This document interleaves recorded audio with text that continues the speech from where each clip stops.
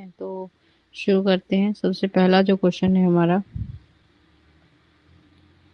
उच्च आदर्शों के निर्माण में किसका महत्वपूर्ण योगदान आवश्यक है? उच्च आदर्शों के निर्माण में किसका महत्वपूर्ण योगदान होता है? शिक्षक का, माता पिता का, मित्र का या फिर समाज का? तो आपके आदर्श जो है वो अच्छे और ऊंचे बने, इसमें सबसे ज्यादा महत्वपूर्ण जो योगदान है वो माता पिता का होता है। जब बच्चों को उनकी के उच्च आदर्श पूरे नहीं हो पाते तब क्या बढ़ता है? अनुशासन, मानसिक असंतुलन, सृजनशीलता या फिर सहानुभूति। यानी कि जब आप ये एक्सपेक्टेशन कर रहे हैं कि बच्चे जो हैं वो अच्छे और उच्च आदर्शों के साथ विकसित होंगे और ऐसा पूरा ना हो, तो इससे क्या होता है? इससे मानसिक असंतुलन, क्योंकि चीजें आपकी एक्सपेक्टेशन के आधार पर, मतलब जैसा आपने सोचा था वैसा नहीं हो रहा है, तो इससे क्या प्रभाव पड़ता है कि हमारा मानसिक संतुलन जो है उस पर एक विशेष प्रभाव देखने को मिलता है। क्वेश्चन नंबर 3, घर का वातावरण बच्चे के विकास पर किस प्रकार प्रभाव डालता है? शारीरिक, मानसिक, आर्थिक या धार्मिक आधार पर? तो आपके घर का जो भी एनवायरनमेंट है वो किसी भी बच्चे को मानसिक रूप से सबसे ज्यादा प्रभावित करता है। माता पिता का अनुचित व्यवहार बच्चे में क्या उत्पन्न करता है? आत्मविश्वास, अवसाद, अव्यवस्था या सहानुभूति? ठीक है, तो माता पिता के साथ किसी भी बच्चे के अनुचित व्यवहार से सबसे ज्यादा क्या उत्पन्न होता है? अव्यवस्था।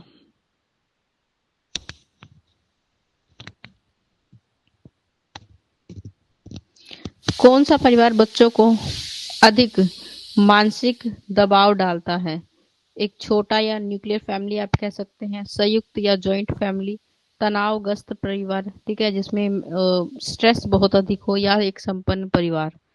ठीक है, तो आप ये देखेंगे कि परिवार का बच्चे के मानसिक विकास पर सबसे ज्यादा प्रभाव किस अवस्था में पड़ता है? जब आपके पारिवारिक वातावरण में क्या है? सबसे ज्यादा तनाव है, और ये उसकी मानसिक स्थिति को क्या करता है? सबसे ज्यादा प्रभावित करता है।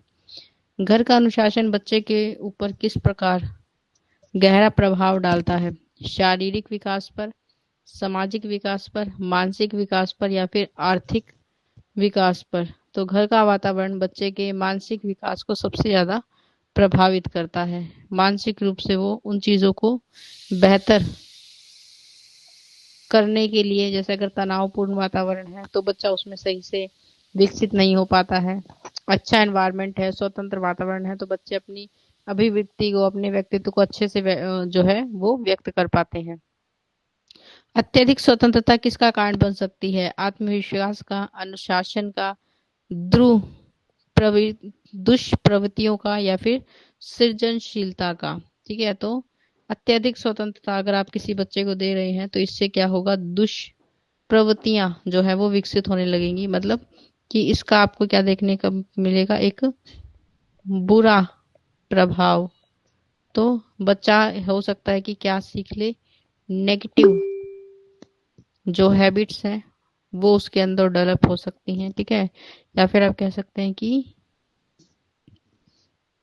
जो अनावश्यक है, अननेसेसरी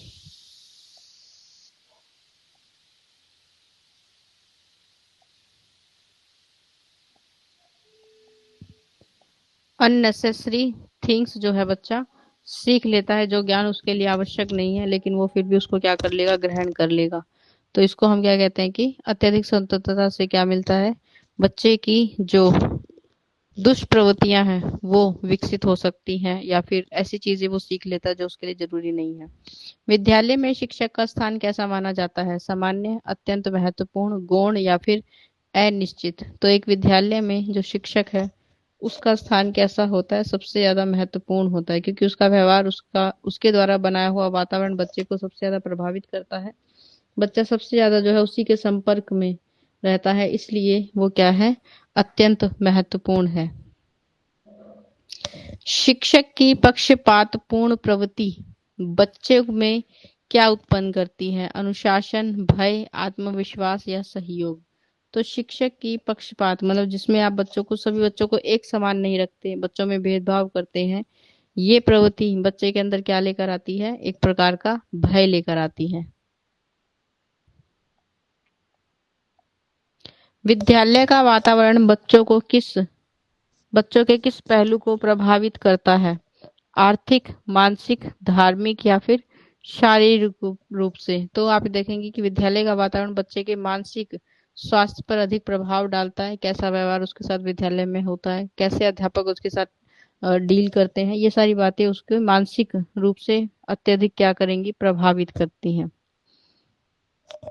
विद्यालय में असुरक्षा का अनुभव किसे बढ़ाता है? साहस, सृजनशीलता, भय व चिंता या फिर प्रतियोगिता? तो विद्यालय में असुरक्षा का जो अनुभव है वो बच्चे के अंदर भय और चिंता को बढ़ावा देता है।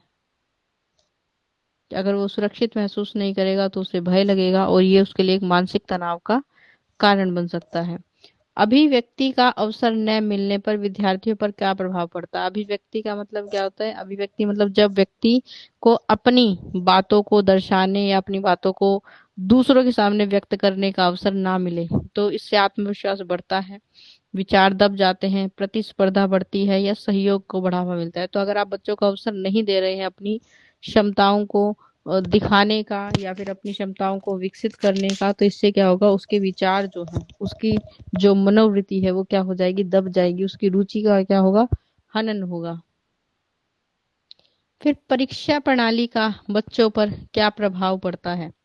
एजुकेशन सिस्टम का बच्चों पर क्या प्रभाव पड़ता है? यह एक मनोरंजन का काम है, मानसिक स्वास्थ्य, खेल में रुचि उत्पन्न होती है या सामाजिकता की भावना पर प्रभाव पड़ता है? तो आप देखते हैं कि परीक्षा प्रणाली का बच्चे के ऊपर मानसिक स्वास्थ्य पर बहुत प्रभाव पड़ता है। ठीक है, परीक्षा के दौरान आपने देखा है कि बच्चे जो है वो तनाव अनुभव करते हैं। ठीक है, उनके मन में एक प्रकार का भय उत्पन्न हो जाता है, उनको लगता है कि उनकी क्षमताओं को केवल मार्क्स के आधार पर, नंबर्स के आधार पर क्या किया जाएगा?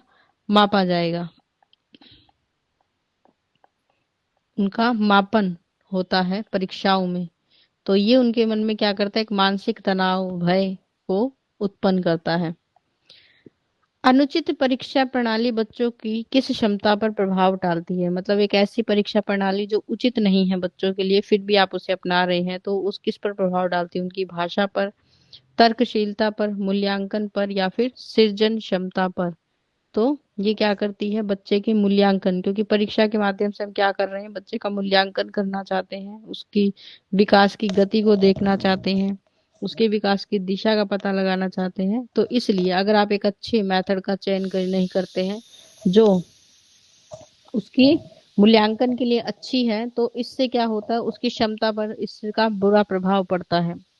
स्कूल को बालक के जीवन में किस रूप में देखा जाता है? बाधा के रूप में, सहयोगी साधन के रूप में, मनोरंजन के रूप में या फिर एक दंड के स्थान के रूप में? तो हम कहेंगे कि स्कूल को बच्चे के जीवन में एक सहयोगी साधन के रूप में देखा जाता है। वो उसके अंदर उन क्षमताओं को विकसित करने के कार्य करता है जो उसमें पहले से हैं, लेकिन उसके बारे में अभी उसे ज्ञान नहीं है, तो उन क्षमताओं को विकसित करने में विद्यालय आपको सहयोग करता है।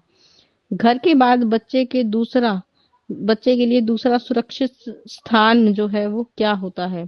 बाजार, विद्यालय, सड़क या पार्क? तो घर के बाद बच्चे को दूसरा सुरक्षित वातावरण क्या प्राप्त होता है? एक विद्यालय में, एक स्कूल में। फिर स्कूल में बच्चा किससे समाजीकरण करना सीखता है? मशीनों से, साथियों से और अपने गुरु से, टीवी से या फिर किताबों में? तो स्कूल में बच्चा समाज में है, तो समाज में मतलब लोगों के बीच में है, और कौन से लोग उसके आसपास होते हैं? एक तो उसके ही जैसे उसकी एज ग्रुप के बच्चे उसके साथ होंगे जो उसके साथी या क्लासमेट कहलाते हैं, और दूसरे उसके अध्यापक यानी कि गुरु। तो दोनों के साथ ही क्या है? एक बेहतर तालमेल, एक अच्छे संबंध स्थापित करना उसके लिए क्या होता है? जरूरी होता है। फिर बालक के लिए स्कूल का पहला दिन कैसा हो सकता है? सामान्य, आनंदपूर्ण, चिंताजनक या फिर कोई प्रभाव नहीं पड़ता? तो किसी भी बच्चे के लिए उसका विद्यालय का पहला दिन कैसा हो सकता है? चिंताजनक भी हो सकता है और आनंदपूर्ण भी हो सकता है। ठीक है, तो मोस्ट ऑफ बच्चे देखते हैं कि उनके लिए कैसा ये दिन है, एक ऐसा दिन जिसमें वो अपने माता पिता को छोड़कर कहीं दूसरी जगह सीखने के लिए जा रहे हैं, तो उनको ये चीज बड़ी परेशान करती है। फिर एल ई लॉन्ग स्ट्रीट ने अनु के अनुसार 5 वर्ष की आयु तक बच्चे का मन किसके साथ संबंधित रहता है? विद्यालय, समाज, परिवार या फिर पुस्तकों के साथ? तो 5 वर्ष यानी बाल्यावस्था की जो एज है, प्रारंभिक बाल्यावस्था हम कह सकते हैं, और ऐसी अवस्था में बच्चा सबसे ज्यादा कनेक्टेड किससे रहता है? अपने परिवार से, अपनी फैमिली से। तो उसके साथ उनका एक विशेष संबंध हमें देखने को मिलता है। नर्सरी स्कूल जाने वाला बच्चा किस आयु के आसपास का होता है? 2 से 3 वर्ष, 3 से 5 वर्ष, या 5 से 7 वर्ष, या फिर 7 से 10 वर्ष। ठीक है, तो नर्सरी स्कूल यानी प्री प्राइमरी एजुकेशन की बात कर रहे हैं, और इस एज ग्रुप के लिए क्या एज होनी चाहिए? इस स्कूली शिक्षा के लिए 3 से लेकर 5 वर्ष की जो एज है वो सबसे उपयुक्त होती है। नर्सरी स्कूल का वातावरण कैसा माना जाता है? सख्त, लापरवाह, सुकोमल या फिर उग्र? तो नर्सरी स्कूल का जो वातावरण है वो कैसा माना जाता है कि कैसा होना चाहिए? कोमल होना चाहिए। ठीक है, बच्चों को उनकी इच्छा के अनुसार सीखने का अवसर मिले, किसी प्रकार की जोर जबरदस्ती जबरदस्ती उनके साथ नहीं होनी चाहिए कि उनकी अभिव्यक्ति के अंदर कोई कुछ स्पेशल आपको विकसित करने की कोशिश करनी है। नर्सरी स्कूल में लड़कों के रोने का क्या कारण बताया गया है? चोट लगना, खिलौने, वयस्कों से संघर्ष या फिर मित्रों का भय? तो हमने एक छोटा सा टॉपिक पढ़ा था जिसमें ये बताया गया था कि सामान्यतः बच्चे जो है बच्चों को देखकर भी जो रोना प्रारंभ कर देते हैं। ठीक है, और ऐसा बहुत सारे बच्चों में देखने को मिलता है, और इस आधार पर हम लड़के और लड़कियों में इस प्रवृत्ति को भी देख सकते हैं।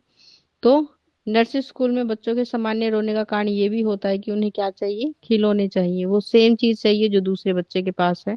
तो ये भी क्या है, उनके लिए एक दुख बन सकता है। नर्सरी स्कूल में लड़कियों के रोने का क्या कारण बताया गया है? वस्तुओं से टकराव, वास्तविक या मामूली चोट, शोर या फिर भूख? तो नर्सरी स्कूल में लड़कियों के रोने का कारण क्या हो सकता है? सामान्य चोट या फिर वास्तविक या मामूली सी चोट लगने से भी वो क्या करने लगते हैं? रोना प्रारंभ कर देते हैं। प्राथमिक विद्यालय में बच्चे किस चीज को सीखता है? खाना पकाना, सामाजिक सहभागिता, वाहन चलाना या आर्थिक प्रबंधन? तो प्राइमरी स्तर पर बच्चा क्या सीखेगा? समाज के साथ समायोजन करना सीखेगा। पहली बार वो अपने लघु समाज में आ रहा है तो लोगों के साथ संतुलन बनाना, बैलेंस बनाना, लोगों की बातों का अनुसरण करना सीखेगा। प्राथमिक विद्यालय में शिक्षक पर बच्चे का क्या प्रभाव पड़ता है? कोई प्रभाव नहीं पड़ता, निरंतर प्रभाव पड़ता है, कम प्रभाव पड़ेगा, या केवल शिक्षा तक सीमित रहेगा? तो बच्चे के ऊपर किसी भी अध्यापक का एक निरंतर प्रभाव पड़ता है, लगातार किसी भी अध्यापक की पर्सनैलिटी जो है बच्चे को प्रभावित करती है। प्राथमिक शिक्षा का वातावरण कैसा होना चाहिए? शोरगुल का, कठोर, प्रजातांत्रिक या फिर असंगठित? तो प्राथमिक स्कूल का वातावरण कैसा होना चाहिए? प्रजातांत्रिक। ठीक है, प्रजातांत्रिक मतलब जैसे जो चीज प्रजा के आधार पर चल रही है उसे हम प्रजातांत्रिक कहते हैं, और बच्चों की बात होती है तो हम बच्चों के आधार पर चीजों को क्या कर रहे हैं? कंटिन्यू कर रहे हैं। तो ये प्रजातांत्रिक का मतलब क्या है? इसमें प्रजातांत्रिक का मतलब है कि एक स्वतंत्र वातावरण। ठीक है, या फिर हम कह सकते हैं बच्चे की रुचि के अनुसार क्या हो? वातावरण हो। ठीक है, तो ऐसा वातावरण हम कहेंगे, या फिर आप कह सकते हैं कि वातावरण कैसा होना चाहिए? बाल केंद्रित होना चाहिए। बच्चे के आधार पर, उसकी एज ग्रुप के आधार पर हम एनवायरनमेंट जो है बनाते हैं। विद्यालय में सहयोगी वातावरण किसे बढ़ावा देता है? भय को, तनाव को, सामाजिक विकास को या दंड को? तो विद्यालय में जो सहयोगी एक कॉर्पोरेट एनवायरनमेंट जो है वो किसको? सामाजिक विकास को बढ़ावा देता है, कि अभी आप अगर विद्यालय में सहयोग करना सीख रहे हैं तो धीरे धीरे जब आप समाज में आएंगे तो समाज के लोगों के साथ, उनके व्यवहार के साथ भी आप समान वातावरण जो है बना पाएंगे। परिवार में तनाव का बच्चे पर क्या प्रभाव पड़ता है? मानसिक स्वास्थ्य खराब होता है, आत्मविश्वास को बढ़ावा देता है, स्वतंत्रता में वृद्धि देता है या अनुशासन को बढ़ाता है? तो परिवार में तनाव होगा तो बच्चे की मानसिक स्थिति पर इसका बहुत प्रभाव पड़ता है। ठीक है, मानसिक रूप से बच्चा परेशान हो सकता है और ये मानसिक कारण उसका शारीरिक रोग भी बन सकता है। तो इसलिए क्या है, आपके पारिवारिक तनाव जो है बच्चे के वातावरण को मानसिक रूप से क्या करता है, प्रभावित करता है। शिक्षक बच्चों पर कैसा प्रभाव डालते हैं? केवल पढ़ाकर, अपनी अभिव्यक्ति के द्वारा, खेल खिलाकर या पुरस्कार देकर? तो शिक्षक की अभिवृत्ति यानी कि उसकी पर्सनैलिटी का बच्चे के ऊपर विशेष प्रभाव पड़ता है। ठीक है, तो जैसे उनके व्यवहार का तरीका, ठीक है, उनकी बोलने का तरीका,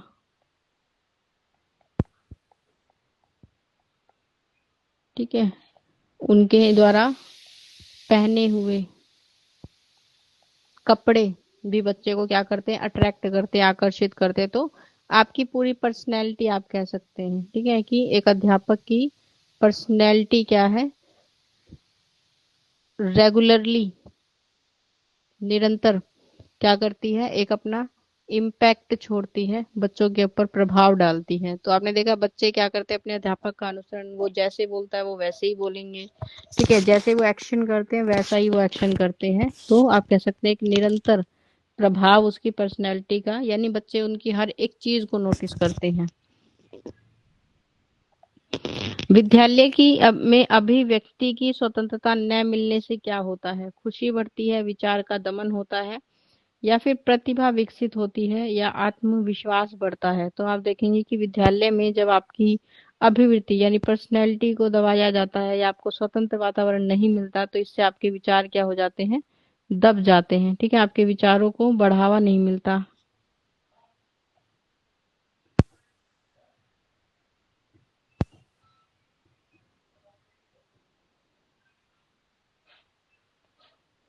आपके विचारों का दमन होता है इससे। क्वेश्चन नंबर 31, शारीरिक शिक्षा का क्या अर्थ होता है? मानसिक शिक्षा, शरीर को स्वस्थ रखने की एक क्रिया, या फिर गणित की शिक्षा या विज्ञान की शिक्षा? तो शारीरिक शिक्षा आपके शरीर से संबंधित है और ये क्या करती है, आपके शरीर को स्वस्थ रखने की क्या है, एक गतिविधि है। यानी जो भी फिजिकल एक्टिविटी आप करते हैं उन फिजिकल एक्टिविटी को हम क्या कहते हैं कि यह क्या है, शारीरिक शिक्षा का योग है। तो जैसे आप पीटी कर रहे हैं स्कूल में, या फिर आप क्या करते हैं, एक्सरसाइज करते हैं, योगा करते हैं। ठीक है, ये सब क्या है, ये आपके फिजिकल हेल्थ बेनिफिट के लिए आपको कराया जाता है, ताकि बच्चा शारीरिक रूप से जो है विकसित हो, उसकी मांसपेशियों का, उसकी बोन्स का जो है विकास इसके माध्यम से हो सके।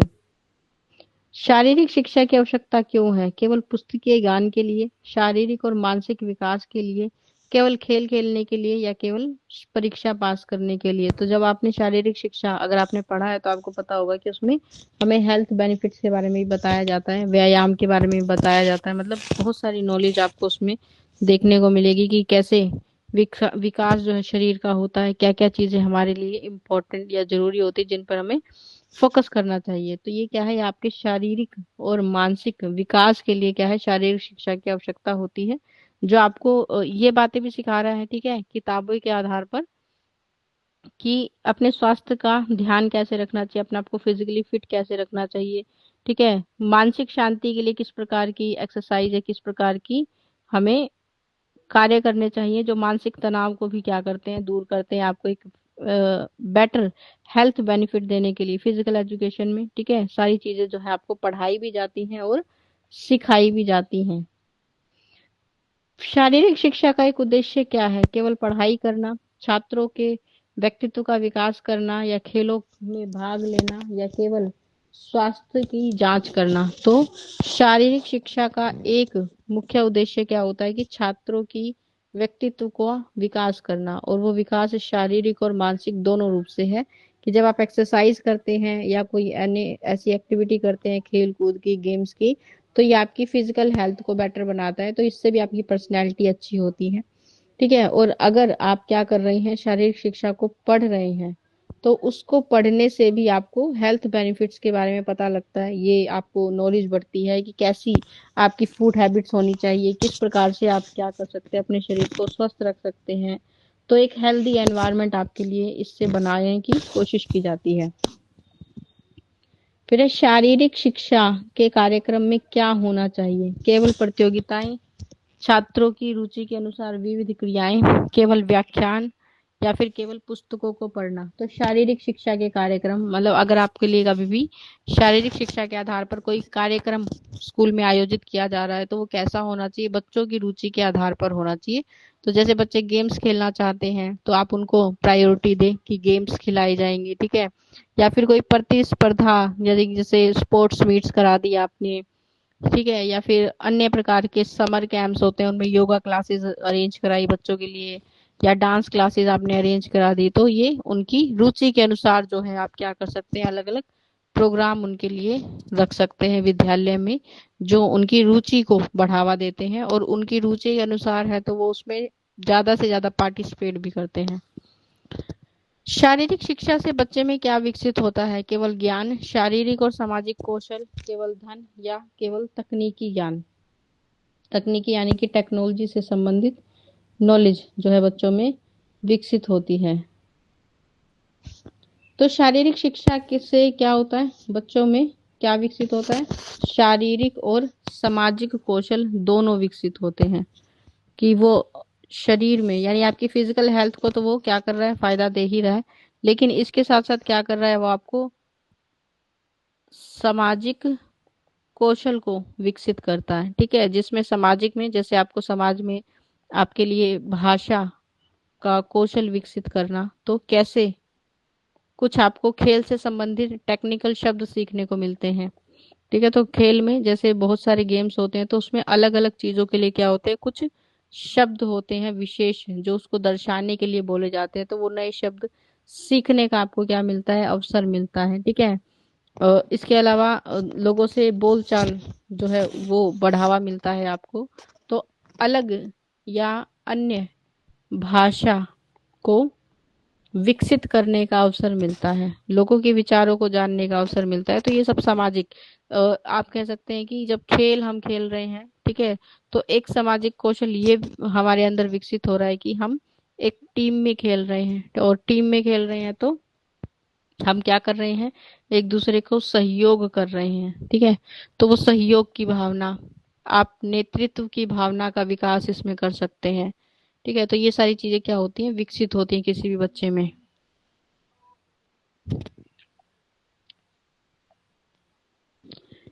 चेचक के रोग को किस प्रकार का रोग माना जाता है? सामान्य बीमारी, महामारी, छूत की बीमारी, या मानसिक रोग? तो चेचक को हम क्या मानते हैं, एक प्रकार की महामारी। महामारी का मतलब होता है कि ऐसी बीमारी जो तेजी से फैलती है और किसी एक क्षेत्र को बड़ी जल्दी से क्या कर लेती है, प्रभावित कर देती है। ठीक है, तो जैसे आपने कोविड-19 देखा था, बड़ी तेजी से फैल रहा था, उसे हम पेंडेमिक कह रहे थे।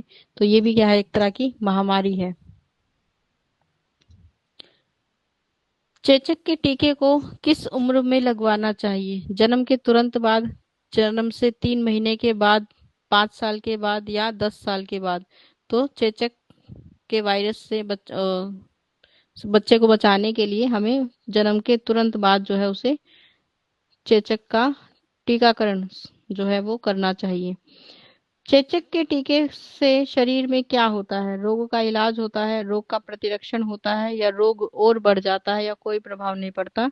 तो जब भी आप किसी भी, सिर्फ चेचक नहीं, किसी भी चीज का टीकाकरण अगर आप करवा रहे हैं तो इससे क्या होता है, आपके शरीर में उस रोग से लड़ने की जो क्षमता है वो बढ़ जाती है। तो रोग का प्रतिरक्षण आपके अंदर जो है वो हो जाता है, तो रोगों से आपकी क्या करेगा, वो रक्षा करेगा। तो जब भी वो वायरस या वो बैक्टीरिया जो भी है आपके ऊपर अटैक करेगा, तो आपका शरीर आपको उससे क्या करेगा, प्रोटेक्ट करेगा। शरीर को स्वस्थ बनाए रखने के लिए क्या आवश्यक है? केवल पानी, शक्ति और गर्मी, केवल प्रोटीन, या केवल वसा? तो आपके शरीर को स्वस्थ बनाए रखने के लिए शरीर के लिए एनर्जी और हीट दोनों का होना आवश्यक है। भोजन में मुख्य रूप से कितने तत्व होते हैं जो शरीर के लिए जरूरी होते हैं? 2, 3, 4 या 5? तो हमने पढ़ा था हमारी किताब के आधार पर भोजन में 4 तत्व हैं जो हमारे शरीर के लिए बहुत उपयोगी होती हैं। ठीक है, कार्बोज, जिसमें हमने पढ़ा था कि क्या होता है ये, कार्बोहाइड्रेट्स की बात होती है, प्रोटीन, ठीक है, और वसा या फिर खनिज लवण। रेटिंग स्केल विधि में व्यक्तित्व के गुणों का अनुमान लगाने के लिए एक किसके मत एकत्रित किए जाते हैं? ठीक है, कि रेटिंग स्केल में अगर आप किसी व्यक्ति के किसी गुण का क्या करना चाहते हैं, मूल्यांकन करना चाहते हैं, तो उस मूल्यांकन को करने के लिए आपको क्या करना होता है, किसके सुझाव एकत्रित करने होते हैं? तो केवल शिक्षकों के, केवल मित्रों के, पिता, अध्यापक और आसपास रहने वाले व्यक्तियों के, या केवल स्वयं व्यक्ति के? तो इससे में हमें पिता, अध्यापक मतलब आसपास जो भी उसके परिवार के सदस्य हैं उनके मत हम एकत्रित करते हैं, जिससे हमें उसकी व्यक्तित्व के बारे में जानकारी मिलती है। क्योंकि अगर आप ऐसे व्यक्ति से जानकारी ले रहे हैं जिसे उसके बारे में कुछ पता ही नहीं है, तो वो उसका सही मूल्यांकन नहीं कर सकता है। ठीक है, तो जिसे उस किसी भी व्यक्ति के व्यक्तित्व के बारे में पूरी जानकारी है कि वो व्यक्ति कैसा है, तो उसके आसपास या फिर आप कह सकते हैं उससे क्लोजली रिलेटेड जो लोग हैं, जैसे शिक्षक अच्छे से जानता होगा, माता पिता अच्छे से जानते होंगे, उसके मित्र उसे बहुत अच्छे से जानते होंगे, उनसे आप उसके गुणों की क्या कर सकते हैं, अनुमान लगाने के लिए उनके सुझाव ले सकते हैं। रेटिंग स्केल में बालक के व्यक्तित्व को कितनी कोटियों में विभाजित किया जाता है? ठीक है, कि मतलब कितनी रेटिंग स्केल अगर हम बना रहे हैं तो हम उसको कितनी चीजों में क्या कर सकते हैं, विभाजित कर सकते हैं? 2, 3, 5 या 7? तो रेटिंग स्केल में हम क्या कर सकते हैं, 5 या 7। ठीक है, तो रेटिंग जैसे आप देते हैं नॉर्मली आपको 4 देखने को मिलती है। जैसे किसी में अ, मान लीजिए सामान्य लिखा हो, ठीक है, मान लीजिए हम ईमानदारी का परीक्षण ले रहे हैं तो व्यक्ति क्या है, सामान्य है ईमानदारी में, ठीक है। या फिर आप कह सकते हैं कि अच्छा है, दूसरी रेटिंग अगर आप देना चाहते हैं। तीसरी रेटिंग में आप उसे बहुत अच्छा लिख सकते हैं, ठीक है। चौथी रेटिंग में आप उसे और भी बेहतर लिख सकते हैं, ठीक है, कि पूर्ण ईमानदार है वो व्यक्ति, ठीक है। इस प्रकार से 5-6 रेटिंग आप उसके लिए बना सकते हैं। तो इनमें से जो भी रेटिंग, मान लीजिए 5 व्यक्तियों को आपने ये रेटिंग दे दी, ठीक है, तो 5 में से 3 ने क्या किया, रेटिंग नंबर 3 को चुना है, तो उस व्यक्ति के व्यक्तित्व को हम वही रेटिंग दे देते हैं। ठीक है, तो ऐसे हम इसका मूल्यांकन करते हैं। पढ़ा था हमने अच्छे से, ठीक है, याद दिलाने के लिए मैंने आपको बता दिया कि ऐसे तो 5 या 7 आप कितनी भी रेटिंग जो है रख सकते हैं। फिर रेटिंग स्केल विधि में सबसे बड़ा दोष क्या है? समय कम लगता है, मतदाता पक्षपात कर सकते हैं, प्रश्न कठिन होते हैं, या परिणाम सटीक होते हैं। तो इसमें क्या हो सकता है, पक्षपात, कि व्यक्ति के बारे में उसके दोस्त, मित्र या परिवार जो है सही जानकारी आपको ना दे, स्वार्थी बन जाए, ठीक है। तो उस वक्त क्या है, आपके पास जो मतदाता है वो क्या कर सकते हैं, पक्षपात करेंगे, तो आपकी रेटिंग जो है वो सही नहीं आएगी। फिर समाजमिति विधि के जनक कौन है? J.L. मोरेन, फ्राइड, थॉमसन या स्किनर? तो ज्यामिति जो हमारी विधि है उसके जनक कौन है? J.L. मोरोनो। समाजमिति विधि में किसका अध्ययन किया जाता है? व्यक्तिगत गुणों का, सामाजिक आकर्षण और विकर्षण का, आर्थिक स्थिति का, या बुद्धिमत्ता का? तो समाजमिति में हम अध्ययन करते हैं किसका? सामाजिक आकर्षण और विकर्षण का, कि कोई व्यक्ति किसी चीज के प्रति कितना आकर्षित है, क्यों आकर्षित है, और अगर आकर्षित नहीं है या कोई और भावना उसके मन में है, ठीक है, जैसे ईर्ष्या की भावना हो सकती है, तो उसका भी क्या कारण है, तो उसका हम इससे क्या करते हैं, अध्ययन करते हैं। समाजमिति विधि में प्रश्नों के उत्तर से क्या तैयार किया जा सकता है? ग्राफ, सोशियोग्राम, चार्ट या रिपोर्ट? तो क्या तैयार कर सकते हैं हम इससे? सोशियोग्राम, ठीक है। सोशियोग्राम का मतलब क्या होता है कि सोशल तौर पर, सोशल यानी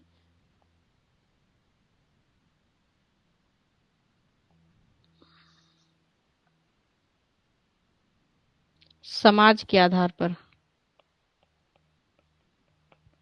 के आधार पर, ठीक है, क्या किया आपने, कुछ प्रश्नों की क्या बना ली, सूची बना ली, ठीक है।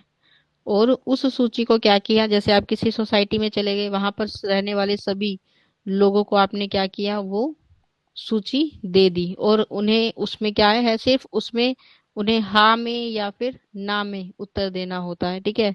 तो इससे हम ये पता लगा सकते हैं कि एक पर्टिकुलर सोसाइटी में या एक पर्टिकुलर जगह पर रहने वाले लोग कितने प्रतिशत उससे क्या है, समर्थन में है, कितने प्रतिशत उसको समर्थन नहीं देते हैं। तो इसको हम क्या कहते हैं, सोशियोग्राम कहते हैं, ठीक है। तो मान लीजिए आप कोई भी ऐसे प्रश्न ले सकते हैं संस्कृति के आधार पर या किसी अन्य टॉपिक के आधार पर, तो और वैसे उस आधार पर लोगों की अगर आप क्या लेना चाहते हैं, राय लेना चाहते हैं कि उनके क्या विचार हैं, क्या वो इसको सही मानते हैं या गलत मानते हैं, तो उस आधार पर आप क्या कर सकते हैं, सोशियोग्राम के द्वारा प्रश्नों के उत्तर को तैयार कर सकते हैं, और सोशियोग्राम जो है वो दर्शा सकते हैं कि कितने प्रतिशत लोग किसी चीज को लेकर उसके फेवर में हैं या फिर उसकी अपोजिट में हैं। व्यक्तित्व परिसूची को में प्रश्न किससे संबंधित होते हैं, केवल दोषों से, केवल गुणों से, व्यक्ति के विशेष गुण दोष दोनों से, या फिर सामाजिक स्थिति से। तो जब भी हम व्यक्तित्व की परिसूची में से प्रश्न पूछते हैं, तो वो उसके विशेष गुणों से संबंधित होते हैं, कि जब आप किसी व्यक्ति के व्यक्तित्व के किसी विशेष गुण का क्या करना चाहते हैं, अध्ययन करना चाहते हैं, ठीक है, पता लगाना चाहते हैं कि उसमें ऐसी क्वालिटी है या नहीं है, तो हम क्या करते हैं, व्यक्तित्व की परिसूची तैयार करते हैं, ठीक है। और उसमें उसके गुणों और दोषों के आधार पर प्रश्नों के माध्यम से क्या करते हैं, जानकारी एकत्रित करते हैं। व्यक्तित्व परिसूची विधि में व्यक्ति क्या कर सकता है, अपने गुणों को बढ़ा सकता है, अपने दोषों को छिपा सकता है, दूसरों का मूल्यांकन कर सकता है, या प्रश्नों को बदल सकता है। तो व्यक्तित्व परिसूची में, ठीक है, जिसमें व्यक्ति के पास एक सूची है, उसमें वो क्या कर सकता है, अपने दोषों को छुपा सकता है, कि सिर्फ अच्छी बातें बता रहा है वो आपको, अपने बुरे दोष या फिर बुरे गुण हैं उनसे आपको अवगत न कराए। प्रक्षेपी विधि का क्या अर्थ होता है, व्यक्ति के चेतन मन का अध्ययन, व्यक्ति के अचेतन मन का अध्ययन, व्यक्ति के सामाजिक व्यवहार का अध्ययन, या फिर व्यक्ति की आर्थिक स्थिति का अध्ययन करना। तो प्रक्षेपी विधि में क्या होता है कि हम क्या कर रहे हैं, व्यक्ति के अचेतन मन का अध्ययन कर रहे हैं, मतलब उस उन इच्छाओं के बारे में जानने की कोशिश करते हैं जो व्यक्ति के मन में है, लेकिन व्यक्ति उसके बारे में कभी किसी से बताना नहीं चाहता या फिर उनके बारे में डिस्कशन नहीं करना चाहता, तो वो अचेतन मन के बारे में हम प्रक्षेपी विधि में जानने की कोशिश करते हैं। प्रक्षेपी विधि का प्रयोग मुख्य रूप से किसके लिए किया जाता है, बुद्धिमत्ता परीक्षण के लिए, मानसिक रोगों का अध्ययन करने के लिए, व्यक्तित्व का मूल्यांकन करने के लिए, या फिर शैक्षिक उपलब्धियों के लिए। तो प्रक्षेपी विधि का उपयोग हम किसके लिए करते हैं, व्यक्तित्व का मूल्यांकन करने के लिए, कि जब आप किसी व्यक्ति की पर्सनैलिटी को क्या करना चाहते हैं, मूल्यांकित करना चाहते हैं, मापना चाहते हैं कि वह कि उसमें कितने गुण विद्यमान है, कितने अवगुण विद्यमान है, तो हम क्या करते हैं, प्रक्षेपी विधि का प्रयोग करते हैं और उसके बारे में जानकारी को एकत्रित करते हैं।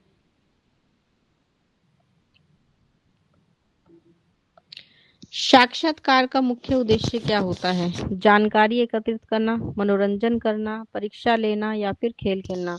तो साक्षात्कार, जिसमें हमने बात की थी कि एक व्यक्ति दूसरे व्यक्ति के सामने बैठकर जब जानकारी प्राप्त करता है तो उसे साक्षात्कार करते हैं, ठीक कहते हैं। और इसका मुख्य उद्देश्य क्या होता है, जानकारी एकत्रित करना, किसी व्यक्ति को लेकर किसी घटना से संबंधित हो सकती है, ठीक है। जब आप जानकारी प्राप्त करना चाहते हैं तो हम क्या करते हैं, साक्षात्कार करते हैं। साक्षात्कार में निरीक्षण प्रश्नावली विधि का प्रयोग कब किया जाता है, जब उत्तर लिखित हो, जब प्रत्यक्ष बातचीत संभव न हो, जब कोई अवसरों पर जानकारी चाहिए, या जब कोई प्रश्न नहीं हो तब। तो साक्षात्कार में निरीक्षण प्रश्नावली विधि, निरीक्षण का मतलब क्या होता है कि जांचना, ठीक है, और प्रश्नावली का मतलब प्रश्नों के माध्यम से, ठीक है। तो जब हमारे पास क्या है, कई अवसरों पर आपको क्या लेनी है, जानकारी। कई अवसरों का मतलब क्या है कि आपको अधिक जानकारी चाहिए, ठीक है, अधिक जानकारी चाहिए, और क्या है आपके पास, क्या है मतलब बहुत सारी घटनाएं हैं, ठीक है, बहुत सारी क्या है घटनाओं से संबंधित जानकारी चाहिए आपको। ठीक है, तो हम क्या करेंगे कि प्रश्नावली विधि में, ठीक है, आप ऐसे ही प्रश्न रखते हैं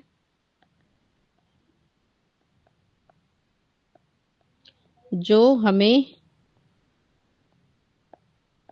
उस अवसर की क्या करेगा, अवसर की या फिर उस घटना की सही जानकारी देगा। मतलब अनावश्यक प्रश्न बिल्कुल भी नहीं रखेंगे, सीधे और सटीक प्रश्न रखे जाएंगे, जानकारी मिले। तो इसे हम क्या कहते हैं, निरीक्षण प्रश्नावली विधि के प्रश्नों के माध्यम से हम व्यक्ति से जानकारी ले रहे हैं या फिर व्यक्ति को जांच रहे हैं।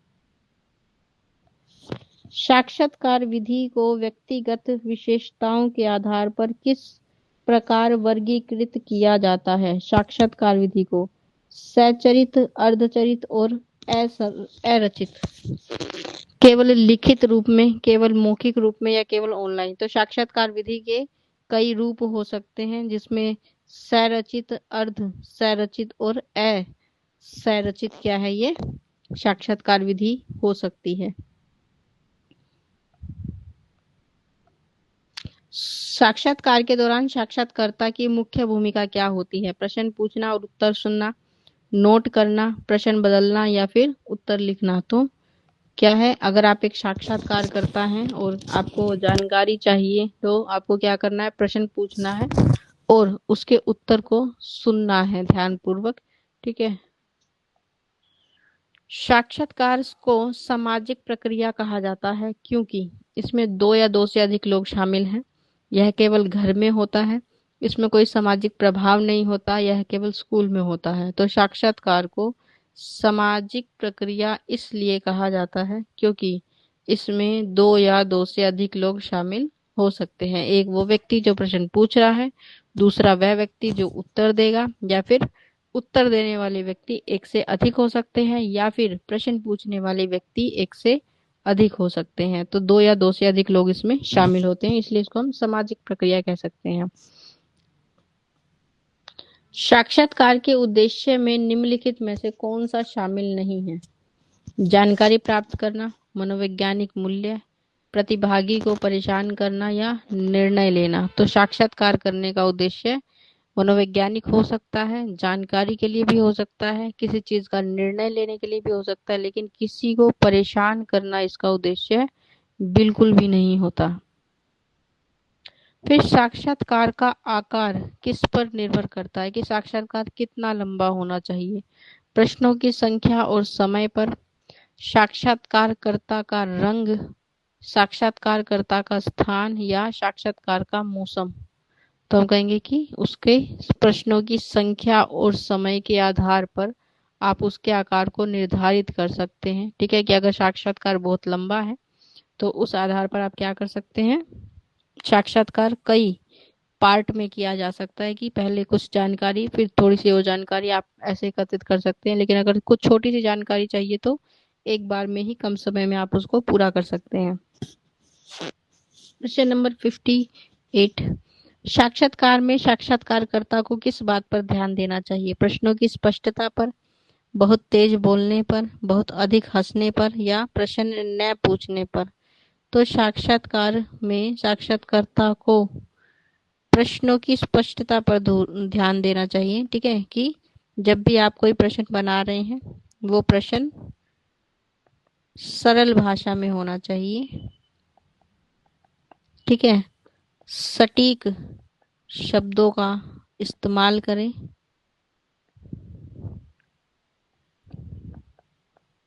ठीक है, और अनावश्यक प्रश्न नहीं होने चाहिए, शामिल ना करें। तो इन बातों का हमें ध्यान रखना होता है। फिर असंरचित साक्षात्कार की विशेषता क्या है? पूर्व निर्धारित प्रश्न नहीं होते, सभी प्रश्न समान होते हैं, केवल बहुविकल्पीय प्रश्न होते हैं, ये केवल लिखित प्रश्न होते हैं। तो संचरित में क्या होता है कि ये एक ऐसा साक्षात्कार है जिसमें हम पहले से ही कुछ भी निर्धारित नहीं करते। तो जैसे आप किसी व्यक्ति को मिल रहे हैं, ठीक है, अचानक से, और उससे आपने कुछ बातें पूछ ली, तो वो बिना उद्देश्य का था, पहले से सोचा नहीं था आपने। ट्रैवल कर रहे हैं, कोई व्यक्ति मिल रहा है, तो सामान्य जो जर्नल आप प्रश्न पूछ लेते हैं वो इसी का एक रूप कहलाता है। फिर साक्षात्कार के बाद सूचना का विश्लेषण किसके लिए किया जाता है? निष्कर्षण के लिए, समय बर्बाद करने के लिए, दूसरों को परेशान करने के लिए, या कोई विश्लेषण नहीं किया जाता। तो जब आपने एक बार प्रश्नों के द्वारा किसी व्यक्ति से जानकारी ले ली, अब आप उस सूचना का विश्लेषण कर रहे हैं, तो हम क्या करना चाहते हैं? किसी का निष्कर्ष निकालना चाहते हैं, किसी रिजल्ट पर पहुंचना चाहते हैं, इसलिए उनका विश्लेषण करना हमारे लिए आवश्यक होता है। फिर है शारीरिक शिक्षा का मुख्य उद्देश्य क्या होता है? केवल खेलना, शरीर को स्वस्थ रखना, पढ़ाई में मदद करना, या संगीत सिखाना? तो शरीर को स्वस्थ रखना क्या है? शारीरिक शिक्षा का एक उद्देश्य होता है। शारीरिक शिक्षा का क्षेत्र में कौन से खेल शामिल नहीं है? वॉलीबॉल, फुटबॉल, टेनिस या शतरंज? ठीक है, तो शारीरिक शिक्षा में शतरंज शामिल नहीं है, क्योंकि ये एक मानसिक गतिविधि कहलाती है, मतलब मानसिक क्षमता को विकसित करने के लिए हम इसे खेलते हैं, और ये एक तरह का इंडोर गेम कहलाता है। तो इसमें बहुत ज़्यादा शारीरिक गतिविधियां नहीं होती हैं। शारीरिक शिक्षा के महत्व के अनुसार छात्र मानसिक रूप से कैसे विकसित होते हैं? केवल पुस्तक पढ़कर, शारीरिक क्रियाओं से द्वारा, टीवी देखकर, या संगीत सुनकर? तो हम कहेंगे कि शारीरिक शिक्षा के महत्व के अनुसार बच्चे जो है शारीरिक क्रियाओं के आधार पर विकसित होते हैं। तो शारीरिक विकास जो है उनके लिए महत्वपूर्ण होता है। शारीरिक शिक्षा के कार्यक्रम में क्या अनिवार्य है? केवल प्रतियोगिता, विविध क्रियाएं या रुचियों का ध्यान, केवल व्याख्यान, या कोई योजना नहीं है?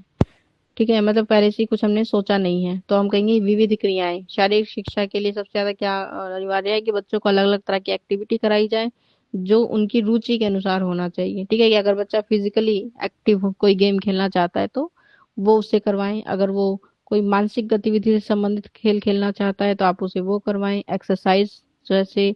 तो उसकी रुचि के अनुसार हम कार्यक्रम को बना सकते हैं। शारीरिक शिक्षा के उद्देश्य में सामाजिक भावना का विकास कैसे किया जाता है? समूह खेलों में, व्यक्तिगत अभ्यास में, परीक्षा से, या पढ़ाई से?